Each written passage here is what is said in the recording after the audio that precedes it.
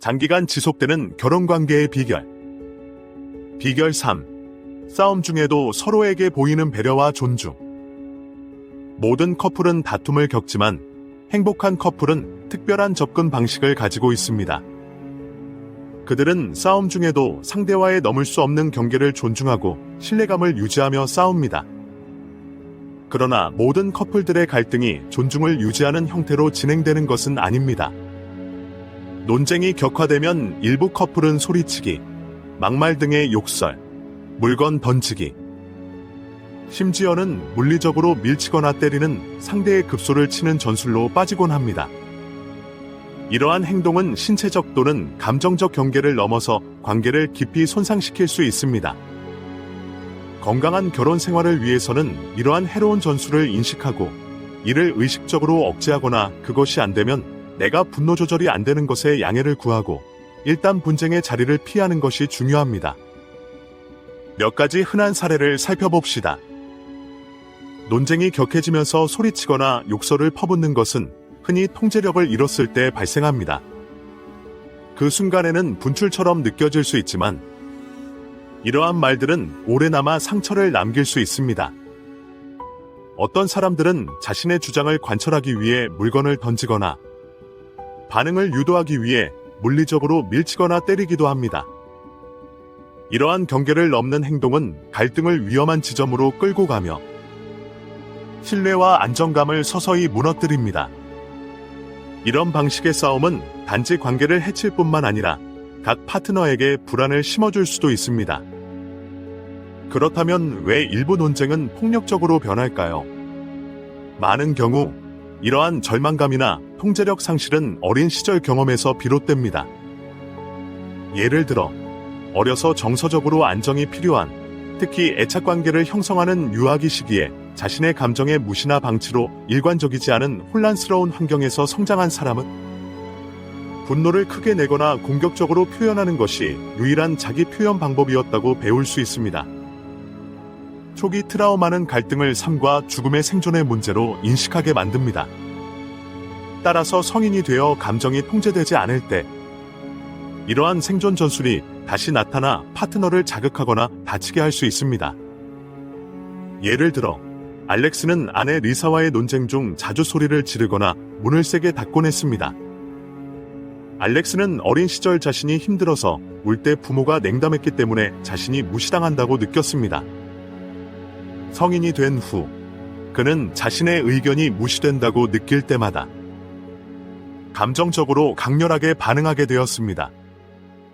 상담을 통해 알렉스는 자신의 분노가 어린 시절과 연결되어 있음을 깨닫고 상대를 향해 폭발적인 공격 없이 감정을 표현하는 방법을 배웠습니다.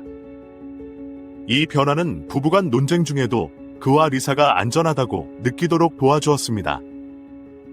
커플 간 건강하게 싸우기의 핵심은 이러한 경향을 인식하고 감정을 표현하되 상대를 내가 가진 힘으로 지배하려 하거나 보복하려 하지 않는 데 있습니다. 건강한 커플은 감정이 격해질 때에도 좌절감을 솔직하게, 그러나 상대의 약점을 찌르는 언어적 폭력이나 신체적 폭력 등을 피하면서 이야기하는 것을 우선시합니다. 서로가 각자의 경계를 설정하고 서로 상대의 존엄성을 존중함으로써 그들은 갈등이 서로 간 신뢰를 훼손하지 않도록 합니다. 그럼으로써 이들은 서로 간의 갈등을 오히려 학습과 성장, 그리고 더 강한 유대를 위한 기회로 전환할 수 있습니다. 비결 4. 함께 삶에서 겪게 되는 변화를 받아들이기. 변화는 삶의 자연스러운 부분이며 결혼도 예외는 아닙니다. 사람은 성장하고 배우며 적응합니다. 건강한 커플은 이러한 변화를 함께 맞이합니다. 파트너가 항상 같은 모습으로 남아있기를 기대하는 대신 서로의 상대의 개인적 성장과 새로운 경험을 지원합니다. 이 접근법은 각자가 자신과 공동의 목표를 향해 새로운 경험과 탐색하면서도 함께하는 결혼 생활이 위협받지 않도록 해줍니다. 예를 들어 데이비드가 결혼 후 나중에 학교로 돌아가기로 결심했을 때 아내 에밀리는 희생이 필요함에도 불구하고 그를 지지했습니다. 그들은 이것을 공동의 노력으로 받아들이며 새로운 일정과 책임을 함께 조정했습니다.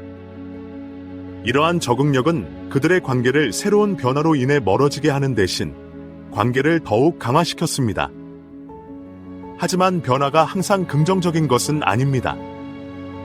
특히 과거에 해결되지 않은 감정적 문제가 작용할 때 그렇습니다. 어떤 사람들에게는 안정된 직장과 주거지의 마련 등 결혼 생활이 안정기에 접어들면서 그동안 다루지 못했던, 그리고 의식적으로는 감당할 수 없어서 숨어 있었던 어린 시절의 정서적 유기, 트라우마, 배신과 같은 과거의 상처로부터 스스로 치유를 받고자 하는 욕구가 무의식으로부터 표면으로 드러나면서 함께 시작한 결혼 생활의 불안정을 초래할 수 있습니다. 이러한 문제들의 근본 원인이 해결되지 않으면 결혼뿐 아니라 가정의 안정과 자녀의 안정까지도 방해할 수 있습니다. 예를 들어 카렌과 톰의 사례를 보겠습니다. 결혼 후 수년이 지나 안정을 찾아가는 동안 카렌은 어린 시절 자신이 부모에게로부터 방치되었던 기억들이 다시 일어나기 시작했습니다. 가정의 안정을 형성해가며 행복하게 느껴야 할 시기에 무의식에 숨어있던 이러한 해결되지 않은 감정들은 그녀가 진정으로 행복할 자격이 없다고 느끼고 행복한 삶을 스스로 망치는 행동을 하게 되었습니다. 이러한 치유받지 못한 상처의 감정이 깊어지면서 카렌은 자신의 결혼의 진정성을 의심하고 톰의 인내심과 신뢰를 시험하는 상황을 만들기 시작했습니다. 결국 그녀의 해결되지 않은 트라우마는 그들이 힘들게 구축한 행복한 가정 생활을 망치기 시작했고, 이는 톰과의 관계뿐 아니라 자녀들이 가정에서 느끼던 안정감에도 치명적인 영향을 미쳤습니다. 이러한 해결되지 않은 문제들은 때로는 자가파괴적인 행동으로 나타나기도 합니다. 개인은 무의식적으로 파트너를 멀어지게 하거나 갈등을 만들어 자신이 겪는 과거로부터 해결되지 않은 내면의 혼란을 혼자서 감당해 보려고 할 수 있습니다. 이러한 행동은 안정적이고 예측 가능한 환경이 필요한 자녀들에게도 도전을 안겨줍니다. 커플에게는 이러한 과거의 상처를 인정하고 상담이나 열린 소통을 통해 지원을 받는 것이 치유와 건강한 결혼 생활을 유지하는 데 필수적입니다. 결혼 후 일어날 수 있는 이러한 외부적 내적 변화를 열린 마음으로 받아들이고 각자 개인적 치유에 책임을 가지고 노력하고 상대의 치유를 위한 도움과 지지를 하는 것이 핵심입니다. 이는 과거의 고통이 현재를 지배하지 못하도록 서로를 지원하며 이러한 어려운 감정을 함께 극복해 나가는 것입니다. 두 파트너가 이러한 도전을 함께 직면하려는 의지가 있다면 함께 결혼 후 어떤 위기에 직면을 해도 그들은 탄력적이고 지원적인 관계를 만들어내며 자기 파괴의 두려움 없이 함께 지속적으로 행복을 추구할 수 있습니다.